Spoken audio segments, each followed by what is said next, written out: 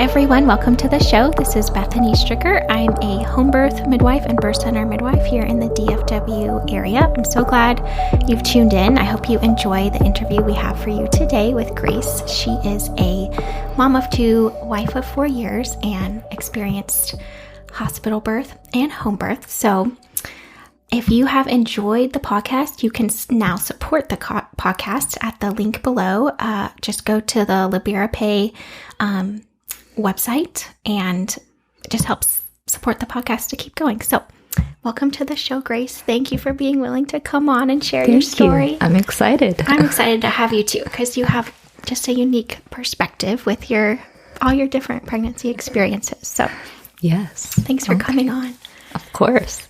So you have experienced home and hospital and pregnancy loss too. So we have all kinds of fun all stuff sorts to cover. Of things to talk about. So maybe tell us about your first pregnancy and just that experience. Yeah, so I wanted to use a midwife with my first. Okay. Growing up, I'm one of 12, and of the 12, 10 of those were either home or birth center births. So that was just kind of my view of what birth should be like. But then my husband had no experience with any of that and was just really kind of sketched out by the idea of it, because my older sister had a baby about 2 years before me, and she had started with a midwife and then had a really bad experience. So he was just like, I don't know, like this might be a bad idea. So I was like, okay, fine, we'll do the hospital route. And so I had my first at Baylor. And I mean, it wasn't a bad experience by any means. My doctor was mostly really good about like listening to me and giving me opportunity to ask any questions. Like my appointments didn't feel rushed, which is kind of what I was worried about with a doctor. But then, and then the birth itself was pretty good. I remember being about 5 centimeters dilated, but I didn't know I was that far. I was like, I'm probably only like 3 and this is so intense and painful. Like, can I get the epidural? And the nurse was like, well, let's check you. Like, these contractions look like they've been pretty intense, so they're probably doing something. And she was like, yeah, you're 5 centimeters. You're almost done. And I was like, is that only halfway? But so she helped me figure out different like positions to try, and showed my husband some things like, okay, well, when she's having a contraction, like do this for her, help her with this. And so it was a good experience. But it wasn't necessarily what I wanted, because then like recovery, you're in the hospital for like 3 days, and they're there like every 2 hours like, hi, we're going to check your vitals. And so like as soon as the baby and me would both be asleep, they'd like come in and be like, we're here to check on you. And so it wasn't a bad experience, but I was like, I don't know that this is what I would want. So yeah, you knew it could be different. Yeah, exactly. Okay. But yeah. And that was your natural birth in the hospital. Yes. So the nurse kind of helped you she, along. Yeah, that's not at all what I expected either, because kind of what I always hear is people being like, yeah, I wanted a natural birth, but then like the nurses were like, oh, just take the epidural. So that's definitely what I expected going into that. And then she was like, no, here, try this. So I left that like very impressed with that specific nurse, at least. I was like, wow, okay, that's not what I expected, but she was awesome. And I hope everyone that has a baby gets someone like her, you know. That's a huge blessing. I love Baylor. They're so natural birth friendly. It's true, which is why I chose them. Right. That's awesome. Was there anything you wished was different? Besides, of course, the postpartum stay, like, it's not easy. I think one thing that I wasn't really a fan of was that, like, you're hooked up to all of these different things. So there's, like, the contraction monitors. They had me on an IV, so I'm hooked up to an IV. And then there was something else, I feel like, that was just, like, attached to me. So I went in with the mindset of like, I want to be able to like be up and moving around. But then once you're hooked up to all of these things, it is so difficult. Like, I remember it took like the nurse, my husband, and myself just to like move everything when I had to go to the bathroom at one point. And so I was like, why is there so much? Sure. Like, why do I need all of this? Yeah. But that was one thing that I was like, I don't want to do this again because I don't want to be so restricted to like a bed, especially an uncomfortable bed. Right. You'd think they could make them more comfortable and have more pillows and blankets, but sometimes, yeah. It wasn't a bad experience, but not one I would want to not one I would want to repeat. Sure. So, okay. What's your husband think after really wanting the hospital experience? That was his first birth experience, really. So he was kind of like, wow, that was like not what I expected, because he didn't believe me when I was in labor. I was like, I woke him up at like 6 a.m. and I was like, hey, we need to go to the hospital. Like, I'm in labor. And he did not believe me, because his idea of what labor would look like was that very like movie, like the water breaks and it's like a bucket of water and the woman is just screaming and freaking out. And I was just like so calm. I was like, hey, we need to go to the hospital. And so he didn't believe me. He went and like washed dishes and stuff. And then he was like, okay, I guess we can go now. That's funny. And so then after the experience, he was like really freaked out the whole time. And he was like, I think it was just because we were like in the hospital, because nothing went wrong with that labor. Everything was perfect. But he was just like so anxious the whole time because of the hospital setting. Like, just, you know, you have the heart rate thing that's like beeping every few minutes and like just everything. He was like, that just felt so anxious the whole time. And then like even in recovery, he was just like stir crazy because you're in a hospital room. Like, there was nothing for him to do, but he was like, but I can't leave you. And I was like, go take a walk, leave. You're driving me crazy. So okay. That was... I think he expected to feel more reassured being at the hospital, and then he didn't. So I think that helped him with being more open to the idea of a home birth after. Okay. Yeah. Yeah, it's so many feelings for them too. It's such a huge experience seeing your person you love go through that. Yeah. Not many people support dads with that or anything. It's true. We've actually talked about that with some friends that are like about to have a baby, how like your life is about to change too. Like, you're not the one that's carrying the baby or pushing it out, but it's a big thing, like mentally and emotionally, for the dad as well. And like, you're having to support the mother, and like no one really supports the dad in labor. He's just expected to just know what to do to support the mom. So right, especially when it's the first time they've seen it all. It's hard. Yeah. Okay. Yeah. So after that, you kind of knew, I don't want to be in the hospital again. Yeah. So after that, when our daughter was about a year, we were like, okay, we're ready to have another one. So then I got pregnant again, almost a year exactly after she was born. And so with that one, I was looking for a midwife. Like, I interviewed like 3 or 4 different ones, hadn't really found one I liked. But then I ended up miscarrying. And so obviously we didn't use anyone. And I went back to the doctor that I'd had my daughter with, because I was like, well, I am pregnant, maybe, but like, I've been bleeding a lot. I should be about 8 weeks. And that doctor was really good through pregnancy, but not through a miscarriage, because basically they were like, Well, first off, the nurse that answered the phone when I called was just rude. She was like, well, you think you're pregnant or you know you're pregnant? And I was like, whoa.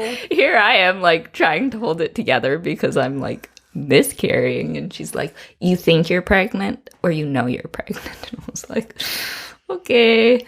But they ended up having me come in, like, the next morning because it was right before they closed when I called. So the next morning they had me come in and they drew my blood to check my levels. And then they called me back the next day with the results of that and had me come again the next day.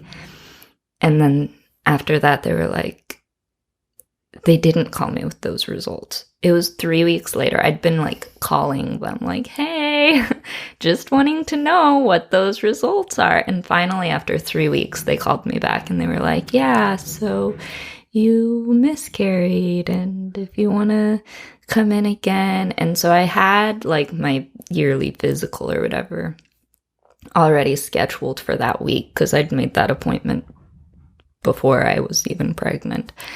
And I remember, like, 2 days before that appointment, I woke up and I was like, if they call me to reschedule that appointment, I'm going to find a new doctor. And I don't know why I had that thought, but they tell me that, or I have that thought, and then they call me like an hour later and they're like, hi, so your doctor is actually going into labor right now. Can we reschedule you for maybe when she's back? And I was like, well, do you have, like, a different doctor in the practice that I could see? Because, you know, I just went through a miscarriage and I still haven't seen my doctor. Like, I've only seen the nurse that was drawing my blood. So I was like, I still haven't seen my doctor, but, like, I'm still feeling pregnant. It's been over a month now. Like, can I just schedule an appointment sooner with a different doctor? And they were like, well, we could schedule you with this doctor. Okay, so for perspective on dates, it was late August at this point. My appointment was for August 24th. And they were like, yeah, we can schedule you with this other doctor for October 3rd. Oh, my goodness. And I was like, you know what? I'm just going to find a different doctor. Like, thanks anyway. So I end up asking around, like, just different friends and stuff and being like, hey, who has the OBGYN that they love? And so I ended up finding a different doctor, and they were able to see me by, I think it was like September 3rd that I saw them.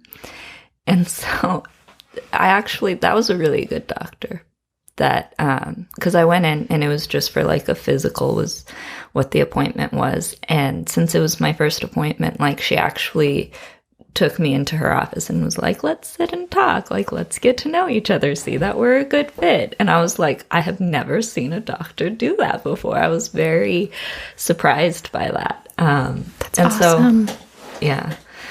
And so I ended up telling her, like, okay, this is what's going on. You know, I have been having these symptoms still, but it's been however many weeks it had been since I had miscarried. And so I was like, I just, you know, I wanted to see someone and be like, is this normal? Like, what if not all of the, like, tissue or whatever had, I can't think of the just passed, word, but yeah. And so she was like, well, we'll go ahead and we'll check your iron levels because it sounds like it could be anemia, but we'll go ahead and check your HCG level as well to make sure it's gone back down to 0. And so we did the rest of the appointment. Then the nurse draws my blood. They get my records from my previous doctor. And then like 3 days later, my doctor calls me and she's like, so you're not anemic. You're actually just pregnant. And I did not expect that. I was like, wait, what? Like, are you sure? And she was like, yeah, your last blood draw with your other doctor, your HCG level was down to like 17 and it was up to around 200, I think. And so she was like, so you're very early pregnancy. We're going to have you come in and we'll draw your blood I think that was a Friday. So she was like, we'll schedule you for Monday to come in and get your blood drawn, and we'll just kind of follow it until we think we're ready to do a sonogram and see how far along you are. And so I went in like 2 more times, and then they did a sonogram. And at that point, I think I was like 5.5 weeks. And that was a very interesting experience. Like, wait, I'm still like dealing with that I just went through a miscarriage, and you're telling me I'm pregnant again. Like, I'm not mentally or emotionally ready for this. I just got used to like not being pregnant, but now I'm pregnant again. So it was a rough start to the pregnancy, but because it just made sense to me to just stick with the doctor through my pregnancy. And so that had been my plan. If you recall, I switched to you at like 34 weeks. Yes. Yes. But that was really just, and I'm kind of almost thankful for it in a way, because with COVID, all of the hospitals were like, some were like, you can't have anyone with you, or you can only have one person with you, but only for labor. And I was like, getting really stressed, because I was like, I want my 2-year-old to come meet her sister like before she's 4 days old. Right. Right. And so I was like, what do I do? Like, and so I was like, I've always wanted a home birth anyway. I'm very low risk. Like, Joseph, what do you think? And I think because of having been like, well, everything was perfect with the hospital birth, and I felt so anxious the whole time. He was like, okay, yeah, sure. But at first he was like, well, but let's do a birth center. Like, I would be more comfortable with a birth center. And so I think we went to like one birth center just to check it out. And they were like, yeah, so usually you'll go home within like 2 or 3 hours of having the baby. And I think that was kind of when he was like, okay, yeah, no, let's just do a home birth, so we're not having to like drive across Dallas with a 2-hour-old baby and you like bleeding profusely still. Sure. Yeah.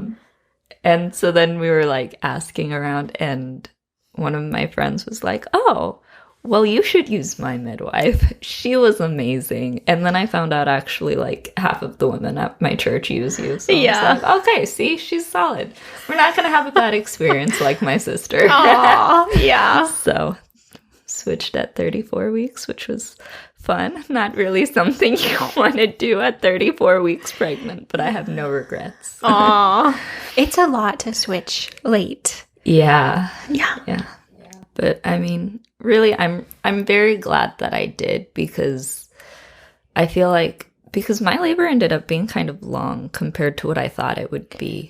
Because I thought maybe this is just because like everyone I knew was having really fast labors, but I was like, we got this. It's going to be like a quick like 6-hour labor. And then it was over 12. So I was like, if I'd been at a hospital, they would have had me on like Pitocin or something, and it would have been so much more intense.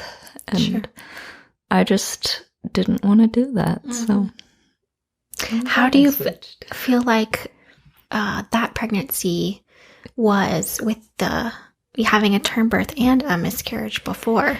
How did that kind of go emotionally leading up to the transfer and then the birth? And then it was a very difficult like first part of my pregnancy with having had the miscarriage, because I remember like when my doctor called me and was like, you're pregnant.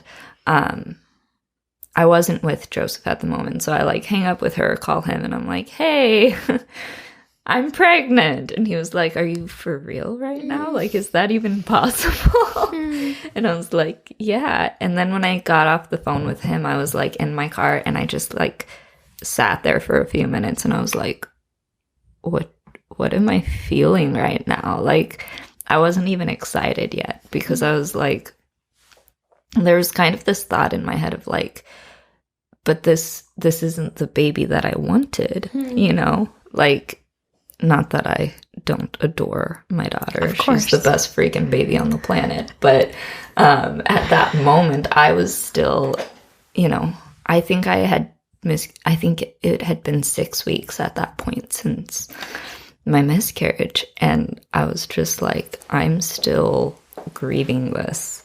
I wouldn't be able to be pregnant yet with another baby if I hadn't lost that one. So it was kind of this like, what do I even feel? Like, I don't know. And so it was a really weird kind of emotional thing of like, I'm excited for this baby, but I'm also still sad for this other baby. And like, just kind of having to reach a point where I was like, okay with feeling both of those at once.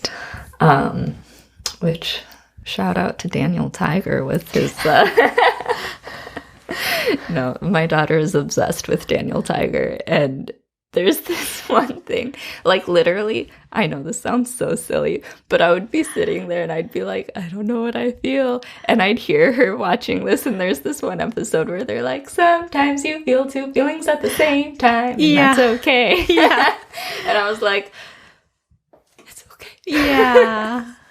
Both. Yeah. And yeah. So I just had to kind of reach this point of like, yeah, like I'm really sad that I lost this other baby, and that's okay. Mm-hmm. But it's still okay for me to be excited for this baby. Mm-hmm. So I think it took me a while to reach that point, but I think by the time I was about halfway through my pregnancy, I was like, okay, it's okay. I got this. Oh. And then, yeah, so it was just very interesting emotionally. And then too, like, we felt so sure we were going to have a boy.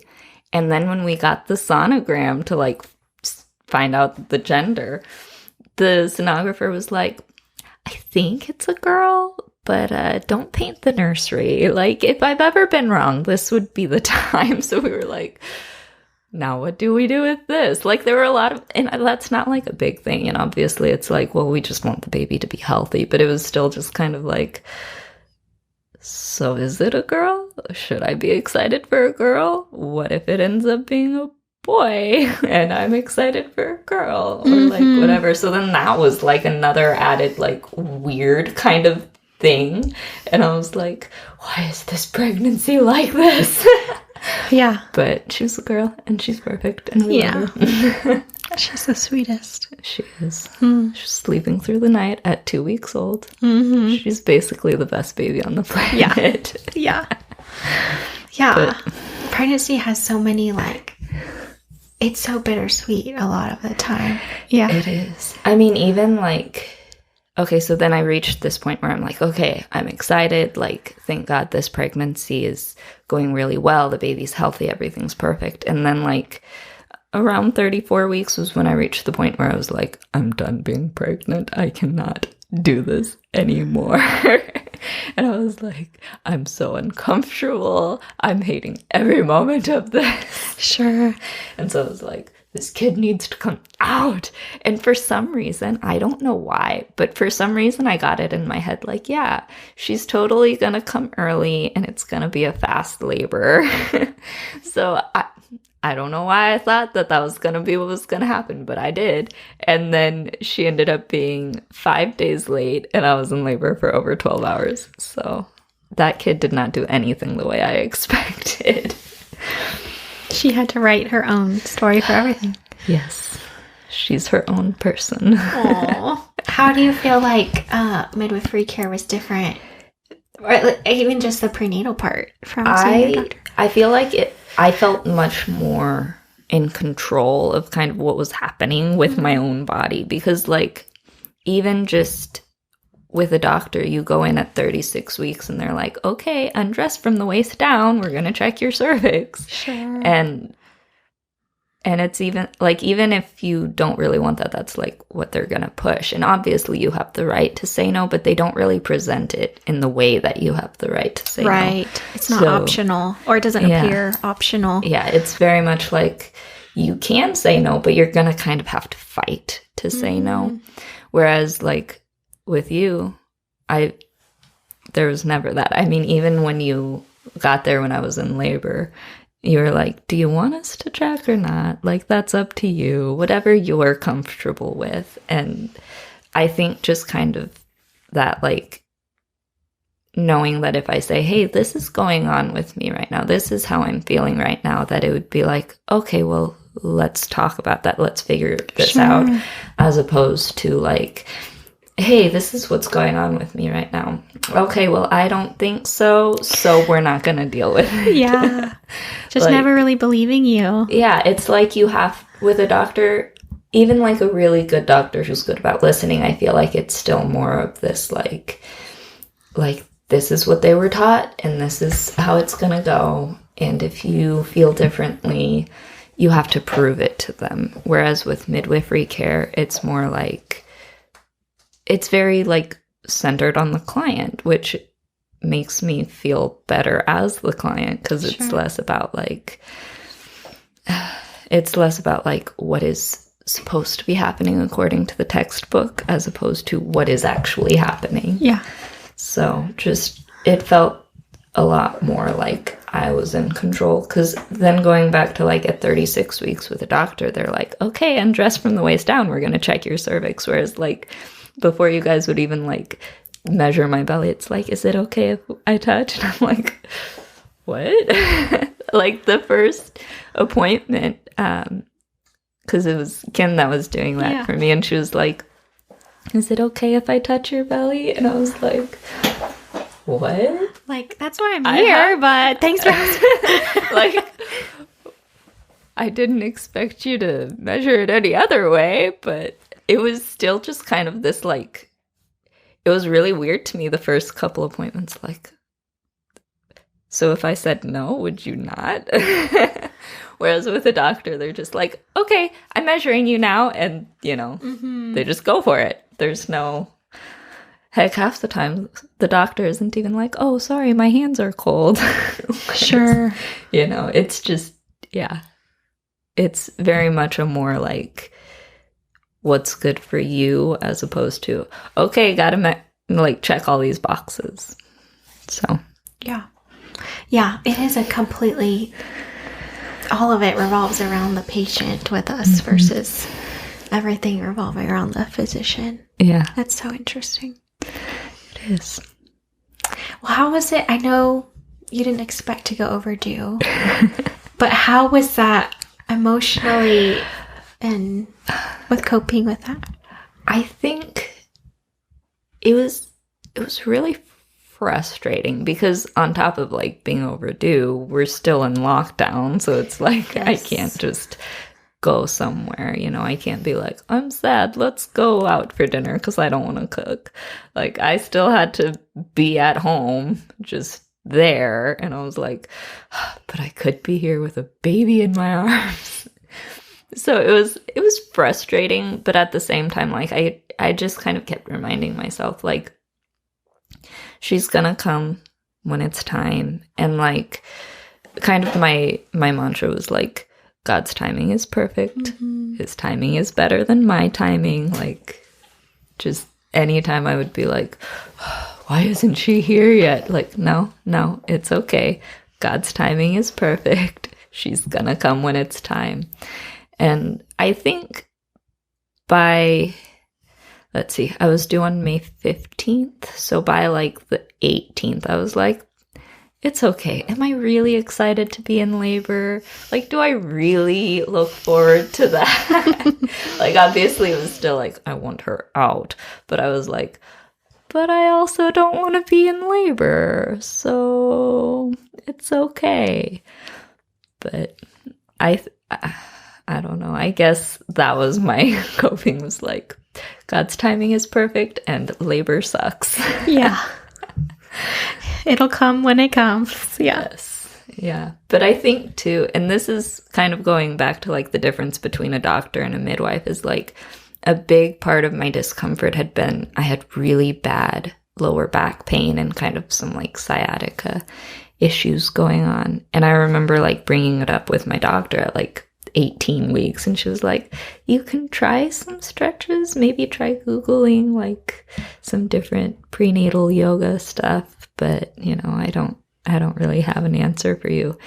And then I brought it up with you at some point, and you were like, oh, well, here, let's do this, and did a stretch with me, like, right there in the office. That kind of took care of it. Like, I was able to walk after that. So just little things like that were helping with the discomfort of pregnancy, of like, okay, well, let's just take care of this, then helped a lot as well, because it was like, oh, I don't have to be completely miserable even though I'm overdue. Right. Yeah, I like to be proactive. Actually, sometimes I'm like, maybe I should just wear yoga pants to appointments, because then we'll just like stretch and do all this stuff, and versus me just sitting there too, which is not good for me. Not? Or we should just do walking prenatal appointments. Yeah. And then come back and do belly stuff for like 5 minutes. But yes. So I think I'm trying to remember. I feel like your early labor was different with Hattie from Mia. Yeah. Well, so with Hattie, which is my oldest, when we went in and they checked how dilated I was still under 2 centimeters at like the same I'd been at my last prenatal appointment. So I was like, what's going on? This is weird. Whereas with Mia, it was like immediately intense and painful. Okay. So yeah, that would be the biggest difference to me, was just with Hattie, I was like, is this labor? I don't know. Like, I think my water broke. I don't think that was pee. Sure. But with me, it was like, nope, this is labor. This is it. And then just kept on. I don't actually know. I felt the whole time like the contractions were about the same distance apart. But I think at the end they must have gotten closer, right? I just was like so not paying attention You were in the zone. Yes. How was it laboring at home versus the hospital? It was better. I mean, my whole labor with Mia was more intense than with Hattie, but it was less stressful to me because I was like, I'm at home. Like, I can go do whatever, wherever in here. I don't have to worry about, like, doctors or nurses, or, like, if I want to go in this other room, I don't have to worry about, like, are there going to be people in the hall? Sure, yeah. So that was better. I was allowed to eat. So that was automatically better, because in the hospital, they're like, no, you can have some Jell-O. And that doesn't really sustain you when you're in labor.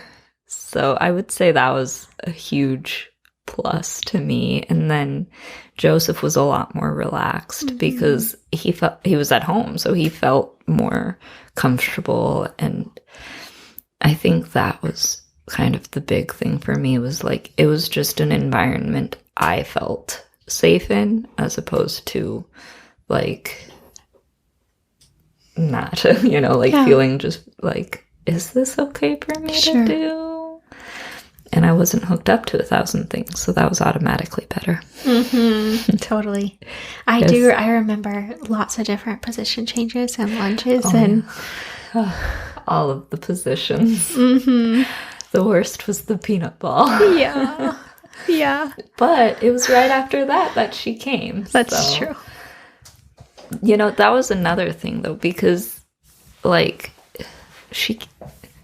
Mia came out much faster than Hattie. Hattie, I was pushing for, I think, over an hour. Mia, I don't know how long it actually was with Mia, but it felt very fast, which was kind of out of necessity. But, like, I wouldn't have realized that if it hadn't been for her being, like, not breathing when she first came out. Sure. Like, it just felt so much more peaceful, like being in my own home and like knowing who was going to be delivering my baby and all of that, like when we got to the point where it was like, we got to get her out, like her heart rate isn't doing great right now. I didn't even realize, like, I was like, oh, that's weird that I don't get to rest in between contractions.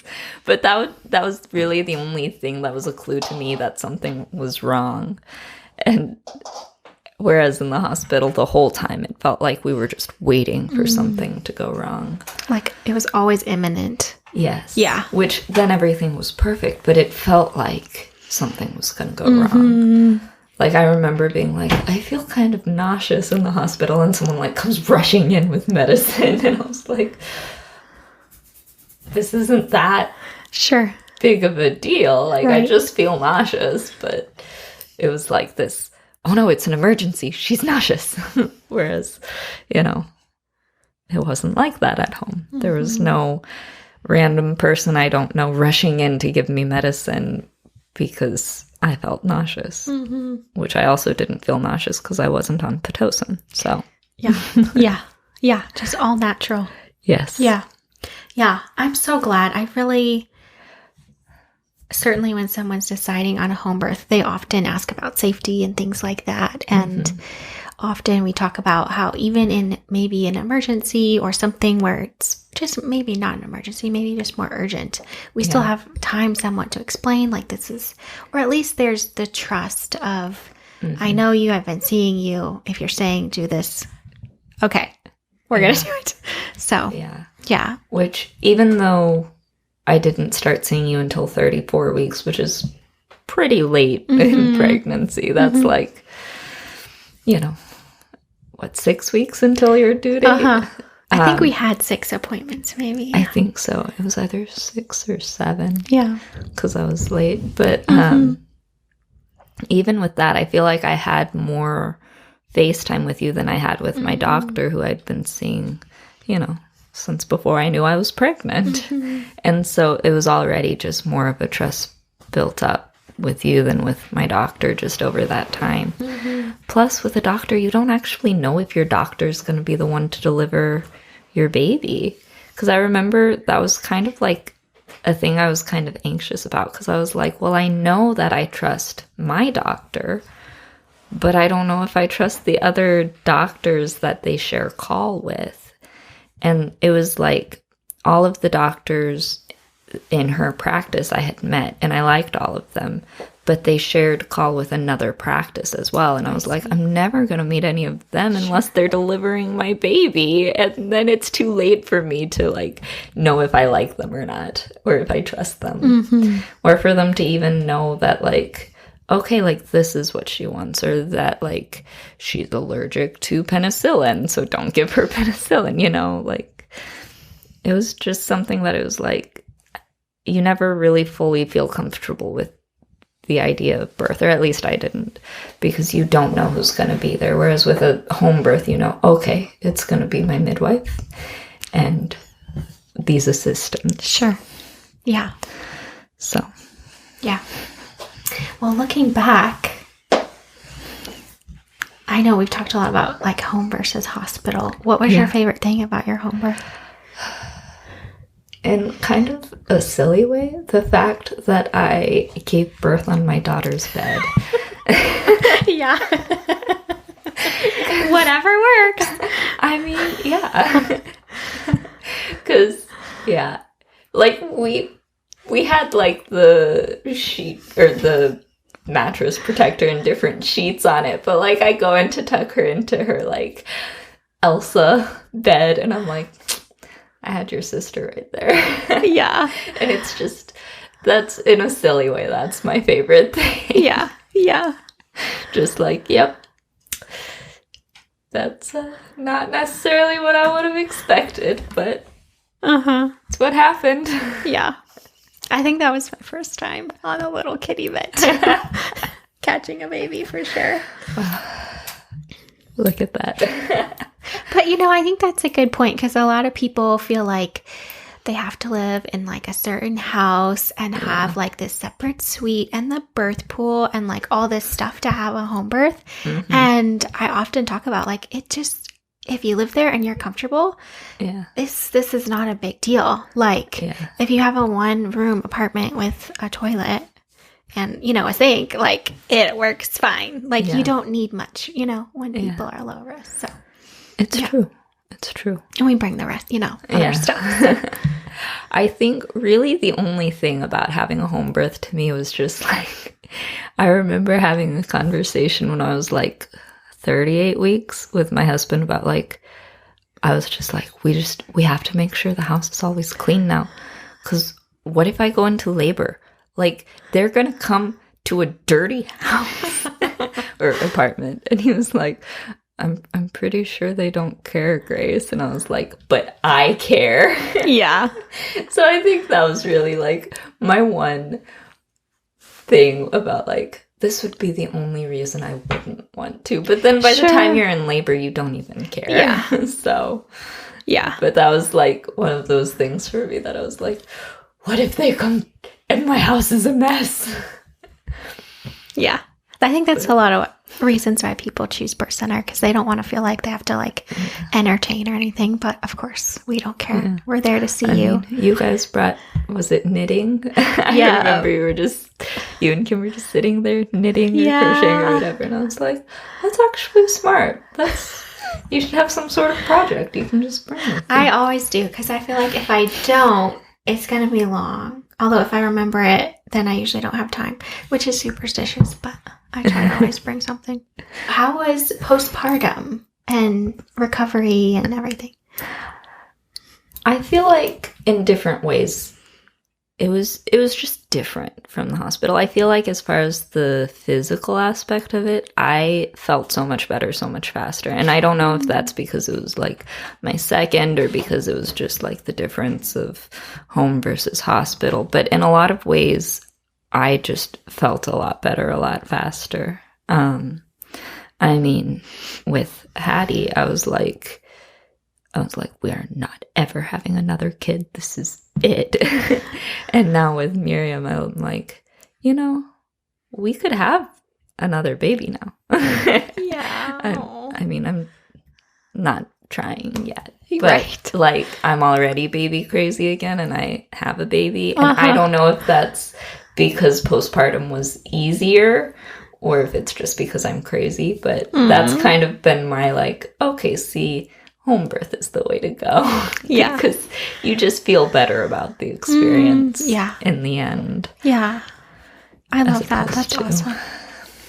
Yeah. And then one thing that you did that I certainly hadn't had a doctor do, I'd never seen it before, was when you sent me like the 36-week paperwork of like a birth plan and all of that, you included a postpartum plan, which I hadn't even thought about. Like, oh yeah, what do I do postpartum? Like, I mean, I thought about it in the sense of like, okay, I need to have these kinds of things around because this is what I needed postpartum with Hattie. But you had like, who are people who you can call as support, like what's going on with this or this. And I was like, oh, that's really cool. I've never seen anyone do that before. And I remember telling my mom about it, who, 10 home births, 2 hospital births. And she was like, I wish someone would have done that for me. Like, that's really cool.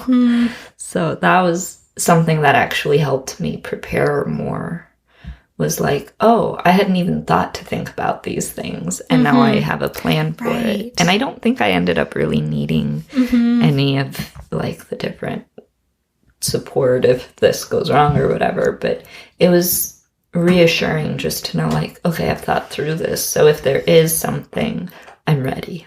That's awesome. I'm so glad, because that's kind of unfortunately birthed out of necessity, like clients, needing the number of a counselor that takes their insurance or a lactation consultant and just having no clue. And when you're in it with a crying baby and everything hurts and you haven't slept in 3 days, you're like, the world is ending. So I have everyone fill it out, even if they're like, I'm not going to get it. You just never know. Yeah. And the reassurance of just having it there when you need it. And it's better to have it and not need it than to need it and not have it. So absolutely. I think that was a huge part of what helped me with postpartum, because like with my first, it would be like, oh my gosh, what do I do? This is happening and I need a nap. Right. But I was like, I don't know what to do. Whereas with Mia, I was like, okay, well, if I get to this point, like I have this person, I've already thought about this, and this is my person. Awesome. So I love that. I think that helped a lot. Yeah. And it's free. Like, of course it takes time. And it's sometimes I think the hardest part is just asking people for help for a lot of people, even just, but I'm glad like even going through the plan, makes them do that. So it can be super beneficial. But for sure. Awesome. Highly recommend. Thank you. That's good feedback. So any other things you want to share? Just use Bethany if you're having a baby, honestly. You're so sweet. I love you guys. We love you. Thank you for coming on the show. Of course. Thanks for having me. I'm excited for your family, whatever might happen in the next few years. So yeah. Thanks for coming on. Let us know what you want to hear about. And if you've made it all the way to the end, please leave us a review. We would so appreciate that. Share about it. You can find more updates and things like that on my Instagram or Facebook. It's at Bethany Stricker Midwifery on Instagram, Bethany Stricker Midwifery Care on Facebook, and then just BethanyStricker.com for website stuff. And make sure you subscribe on Spotify or Apple so you can get notifications for further podcasts. Thanks for listening. Bye.